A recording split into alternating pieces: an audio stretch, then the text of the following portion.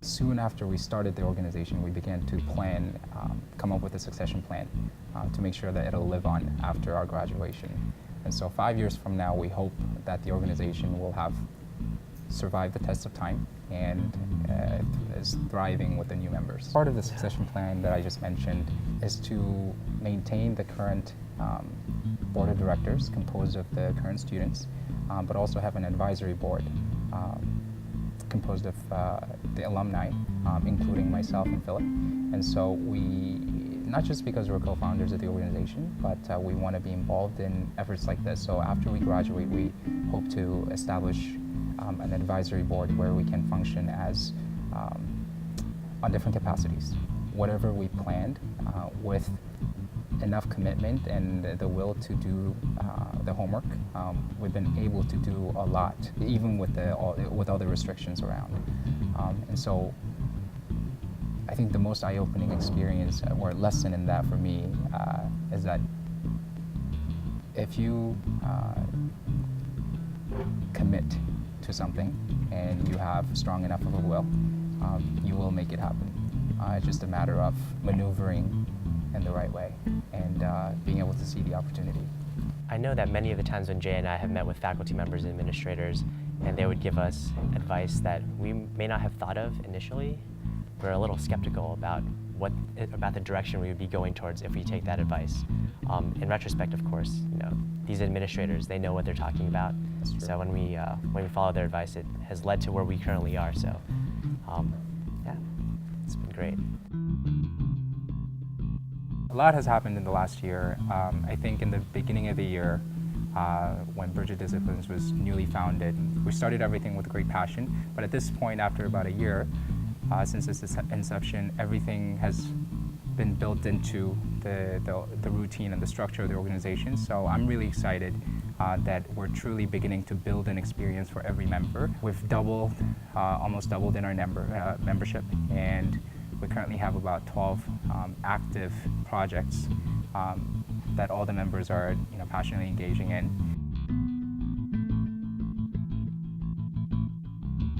Prior to our involvement with the Paint Me Clinic in particular, there were two dental students, Mai Yang and Jacob Strang, who had done a needs assessment with that clinic and the medical students. They had graduated the year of 2015, and they kind of paved the way for us to go ahead and develop a clinical model working with the medical students. So that's the kind of history that is involved with it. Maya and Jacob both worked closely with Dr. Hammering to initially put out those needs assessment surveys, and using that we kind of had a foundation in which we were able to go into the clinic and work from there. Since the bicentennial grant from the university was awarded to us, we worked closely with the medical students that are housed at the University of Michigan Student-Run Free Clinic in Pinckney, Michigan, and we really worked towards developing this working model like Philip described of interprofessional care and instill this spirit of interprofessional education in the process.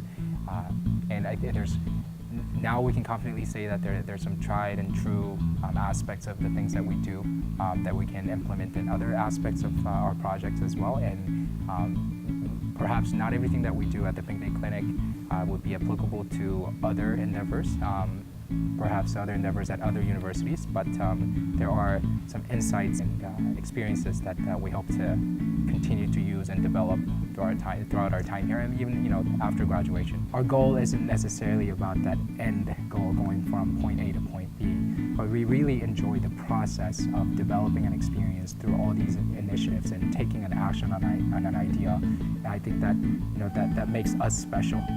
That makes all the participants of our project special, and I think the personal and professional developments that everybody undergoes through these processes are really invaluable.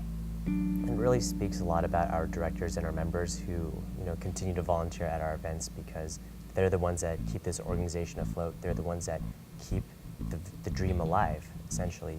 They're the ones who are pursuing their projects, making advancements towards what they enjoy doing.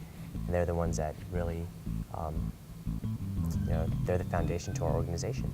The clinic has progressed in the last year quite a bit, especially because now we're working full-time with the medical students. The development of our model of care at the clinic has changed from day one until our most recent project day, which was this past weekend. So we've had to kind of roll with the punches, and we've really had to learn a lot with how the clinic flow works and how patient cancellations or no-shows work, and how it is working in these transdisciplinary patient care teams. And as a whole, I think there have been a lot of changes, but all for the better. The goal for rigid disciplines hasn't changed per se, but if anything, I think the goal has been more solidified. We have a stronger and more secure vision, and we've become more skilled and a little more seasoned in how we strategize our process. As of July this year, we've registered ourselves as a nonprofit corporation in the state of Michigan. With that, the biggest goal for that was to establish a foundation for the organization so that we can maintain a sustainability, have a system in place so that there's an institutional memory ingrained in the whole culture and the structure as well. I think coming up with a strategic plan to have started that a little bit earlier might have been helpful for us, because our time, Philip and my time, and most of the other students have a finite, limited amount of time to spend at the dental school. Juggling this work in addition to the school curriculum is difficult for anybody. And so, if there's one thing that I wish that we did earlier, I think coming up with the subsequent plans would be it. I speak on behalf of both of us when I say that although we could have done things a little bit differently, we're very pleased with how things have turned out.